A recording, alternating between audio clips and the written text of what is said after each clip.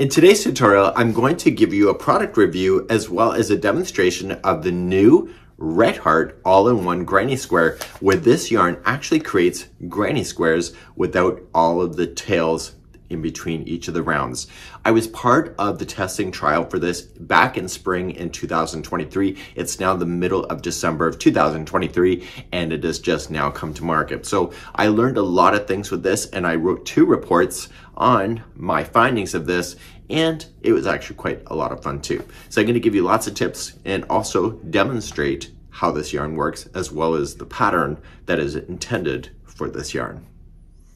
So here's a closer up look of this yarn, and you can see all the different colors here. And if you look at the ball label, you can see the order of it. So the dark blue is the center, then it goes to red, yellow, green, and white. So each one of the different colors that are available in this product will show you that particular order. So if you're never unsure, you can just see what this is. You'll notice that there's a bit of a white tip right here, and this is where I cut it to start a new sequence for the square itself. So you see that it goes from white, and so when you start the next one, you're back to blue. So you want to be very careful to get that so that you have the right amount of inches to work with in order to do it. So as you're doing each one of the rounds, it automatically transitions to the next color all on its own, and it does it right in the corner itself. So if you keep on pulling and pulling and pulling, it just is a sudden change, and so therefore this would be the next round. So they've determined that all of this yarn here is needed for round number 1, and when you look at it from this point of view, is that you got round number 1 right here, and then you need a little bit more yarn then for round number 2, and etc. And so you can see that the sequence here is just coming out like that. So it's a really neat idea in order to make this happen. On the back of the labels, you will see it right here. And if you're ever can't read any of these, you can always email Yarnspirations and they will provide you more information because the writing is pretty small. But there's a specific pattern that is being used for this particular square, and I blew it up here on camera. And this square here is exactly how you are to create this. So it's not just any granny square, it's exactly what you see here. And so as it changes, then it changes directly on the stop and starting points to make this happen. So when you're using this, what becomes the biggest thing of all is the gauge. So Yarnspirations has it so that Red Heart Super Saver is recommending a 5.5 millimeter size I9. Now, just because it's recommending that doesn't mean that your hands are crocheting that. So you need to do a gauge check. So for myself, in order to do all the testing trials that I did, I kept gauging, and I have to use a size 4.5 millimeter size G6 in order to get the size. So gauge matters. So you may have to play around with it just to make sure that you're getting your gauge to go exactly with what this is. So if you're finding that the transitions are not hitting where you are, you may want to make some decisions with your crochet hook in order to find that sweet spot for when you can just safely put this down. Now there are tips, so if you're transitioning too late or too soon, there are ways to be able to skirt the system in order to make that work as well, and we'll talk about that as we hit it as well. So gauge on this one matters. You can do up to 14 particular squares for this. So basically each one of the balls, it would give you up to 14, and it's a really neat idea in order to make this work. So what I'm going to do is demonstrate this yarn now, and we're going to start with our beginning. So let's begin. You will notice on the ball label that white was the outside color and blue is the interior. So you want to cut your yarn exactly where this changes. Every inch matters on this yarn. So we can put that aside, and you're going to start off by starting with your first slip knot. Grab a tape measure, and the first slip knot has to be approximately 4 inches. Okay, so measure it down. And so because of my thick fingers, I want to go approximately right here. So by the time I create the slip knot, it'll be approximately 4 inches.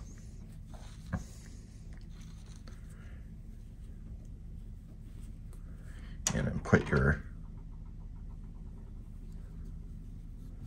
there and just take a measurement of it and just test it to see if it's 4. So you can see that I'm a little too short, so this will matter. So what I want to do is retry again and put it down. So I want to leave this in the tutorial because if you are not careful with this, the very starting could really ruin your whole journey. So you want to make sure that you're getting it right. And so during the testing trials of this yarn, this was a critical factor in order to make all of this work. So now let's test it. And it's pretty close to 4 inches, just like you see. So I'm now ready for the first starting of this.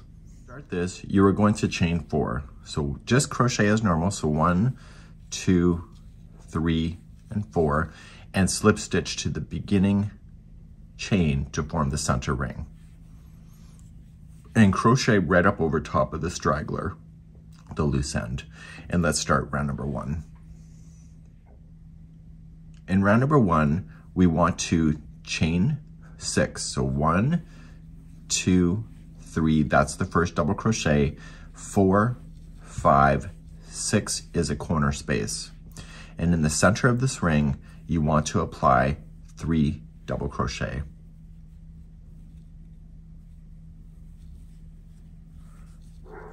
So we have 1, 2, and 3, and you want to turn the corner. So it's always going to be chain 3 when you turn a corner. And in the center of that ring again, put in 3 more double crochet. So what you're doing is you're going to keep an eye on that ball to make sure that the transition hits when it's supposed to. And I'm going to give you tips later on in today's video too for how to cheat the system if you have to. So you're going to chain 3 to turn, and then you're going to put in another side in there. So there's going to be 3 double crochet, noticing that I'm going right up over top of the loose end to bury it. And off camera, the color is going to be changing soon, but I'm not quite done. I have 1 side, 2, 3. This is part of the last side, and off camera, it's just coming in, is changing to red right here. So I'm going to chain 3, and in the center of the ring, I'm going to apply just 2 more double crochet. And if the timing is right, the double crochet will end, and you'll see that it's like that. So then you're going to slip stitch then to the 3rd chain up and pull through. And now the red color is the next color and is ready to go for round number 2. So let's begin round number 2. At the end of the next round, I'm going to cheat the system to show you how to be able to change things just in case you never hit your transition. So you can fast forward if you want to see that now. So you're going to start a new side or a new round, and you're just going to slip stitch into the corner, and you're using the color red here in this case, and you're going to chain 6. So 1, 2, 3, 4, 5, 6. So that's a double crochet on this corner, on this side here, and it's a chain 3 space. And in this corner, or same corner, you're going to apply 3 more double crochet. So we have 1, 2, and 3. You'll chain 1 and then jump to the next corner, and then you'll do 3 double crochet, chain 3, 3 double crochet.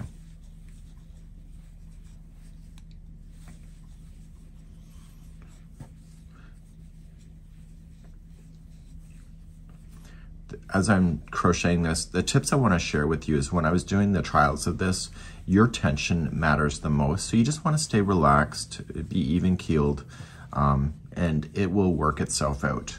But if it doesn't, don't lose your mind. And just sometimes you just need to put it down and come back another time and just relax a little bit. You can get frustrated with crochet, just generally speaking, and then it can change the way that your tension is. And if you ever crochet blankets, sometimes you can see tighter spots. It depends if somebody's upset you or you're having something going on in your life on a particular day, is that the tension can change. So don't forget to chain 1 in between all the groups here, and we have our corner going in again.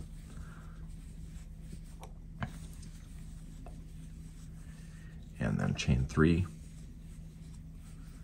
and then a corner. And I can see off camera that yellow is coming up soon.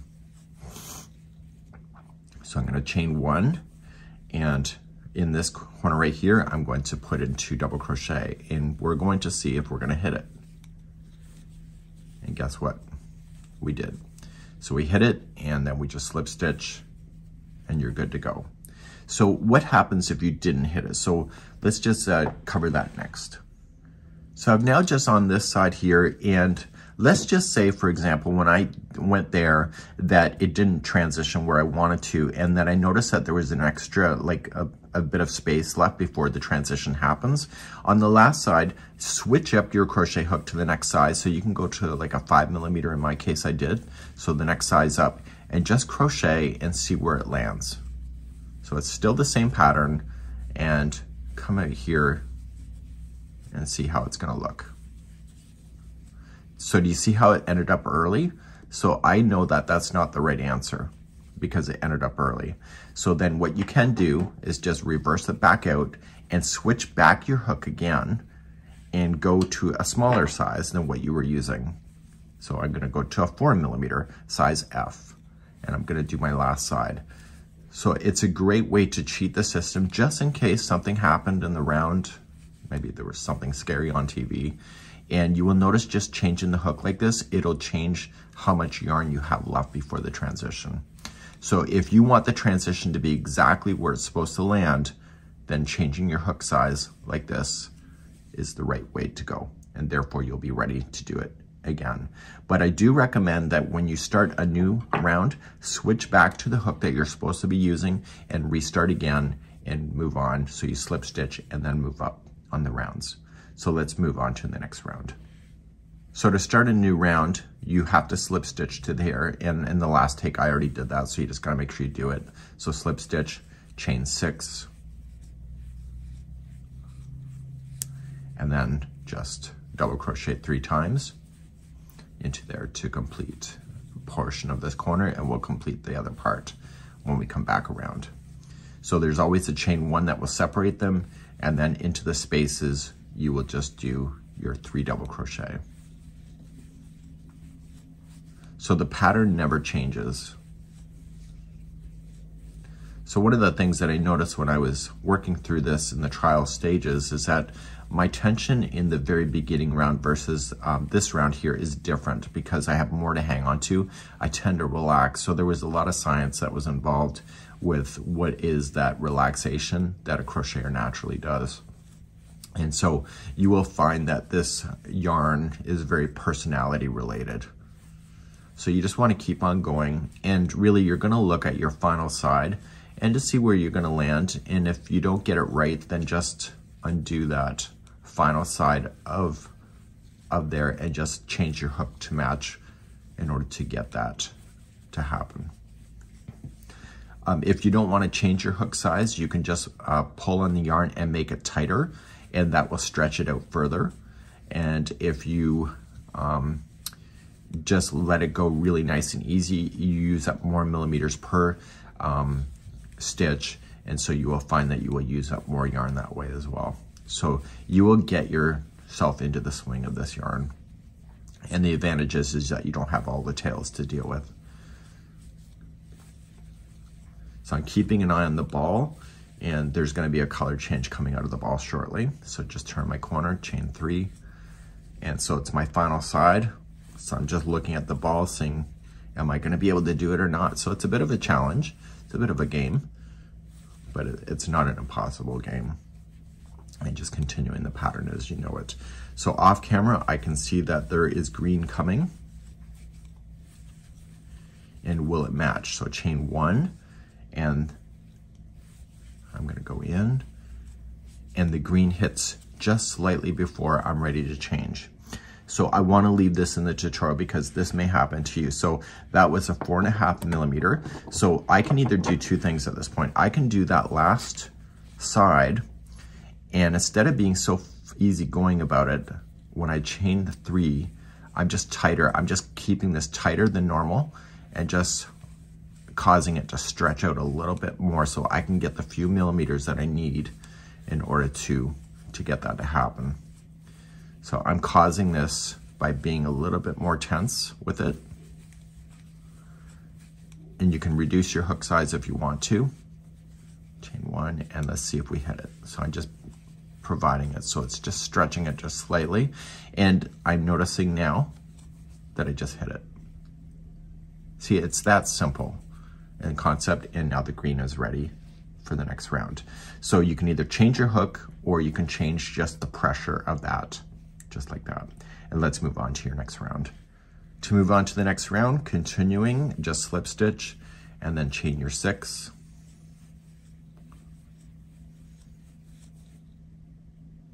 And then put your 3 double crochet into that corner. But I would recommend that just because you stretch that last side, don't keep that same tension then when you start something fresh like this, like as far as a new round. You only want to use that on the last round just in case you need to, just in case something is a little bit amiss for you. Now, some people may not care if the transition is exactly where it's supposed to happen, and so that's something that you can decide for yourself. But I will tell you, based on my trials, that if you don't get that transition right the first time, that it just keeps, the transition's really hard to get. So you wanna make sure that if it's gonna bother you, that you hit that transition and just adjust your either your hook or your tension to get it so that it doesn't compound into a bigger problem down the road. And hopefully you're appreciating the honesty today. You can let me know in the comments. But so far, I've had no tails to weave in yet, and yet I'm on my 4th color already, and that's the whole appeal to this particular yarn. Nailed it. So you see, it is very possible on there on how to get that. So then you'll do your next round. It's just exactly the same way. It's that you'll slip stitch, so change back to your regular hook size that you figured out for that is your gauge, and then start again. So you chain your 6, put your 3 double crochets in there, and you go all the way around. And when you get to the end of the round like this, you're going to notice that there's enough yarn to be able to weave in the ends, and then at the end of that, you will find that you will be ready to transition back to blue. And so at the end of that round, when you look at this yarn, you'll see that it will go back to blue, and this is where you'll cut it again in order to be able to do that. So this is how you will adjust and to be able to problem solve this yarn, and it's a really cool idea. And this is great innovation from yarnspirations.com.